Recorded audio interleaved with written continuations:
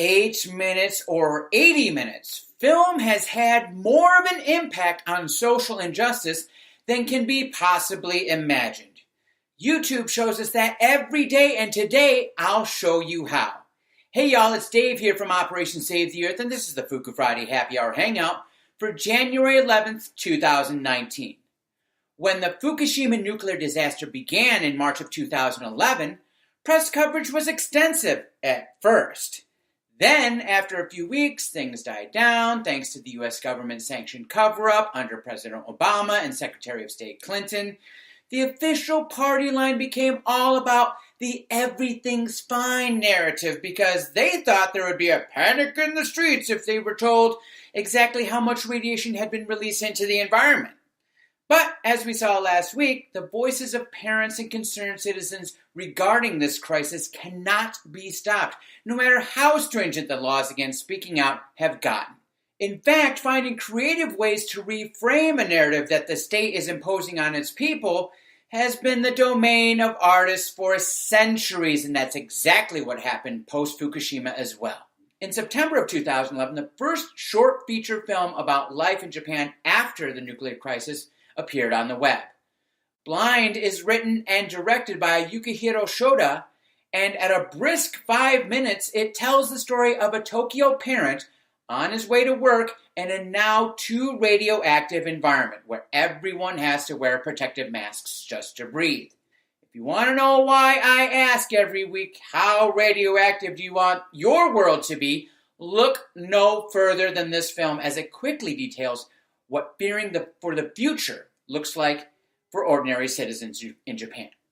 Then in March 2012, 3 girls from Soma High School just north of Fukushima Daiichi produced a play that was filmed chronicling their experience dealing with life after the devastating earthquake, tsunami, and radioactive nightmare that upended their lives and those they grew up with.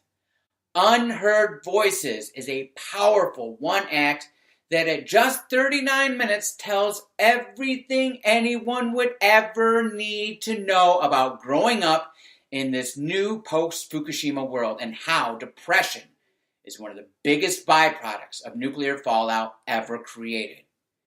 In 2013, just before the state secrecy law went into effect in Japan, I was happy to take part in getting Christopher Nolan's 311 Surviving Japan produced.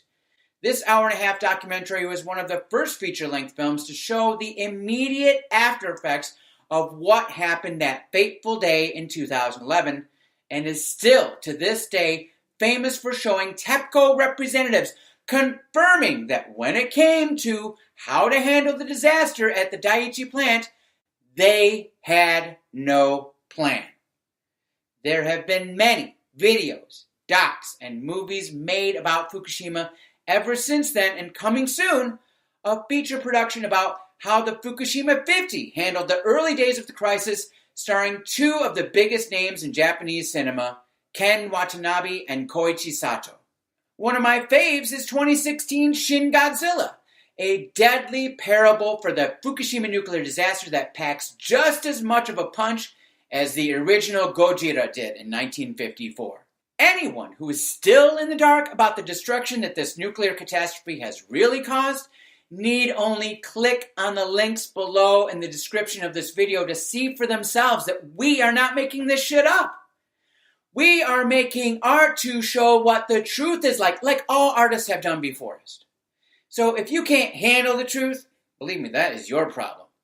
Handling the truth is what the Fuku fighters do best. So if you want to be the first to know about what's coming next in this ongoing saga and want to take part in reforming the narrative with us, join the squad today. And how do you do that, guys? I say it every week.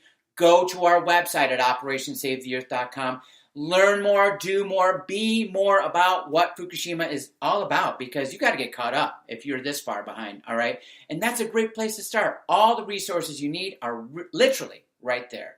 Now, once you're ready for more, you can sign up for our free weekly newsletter. All you have to do is send me an email at info@operationsavetheearth.com saying, Dave, I want to be put on that super cool mailing list. And guess what? I'll put you right on there, and you'll get that newsletter every Monday morning in your inbox. And then don't forget, You can also follow us on Twitter. That's at OSTE 8 Minutes, all spelled out, for the latest Fukushima news of the week, guaranteed.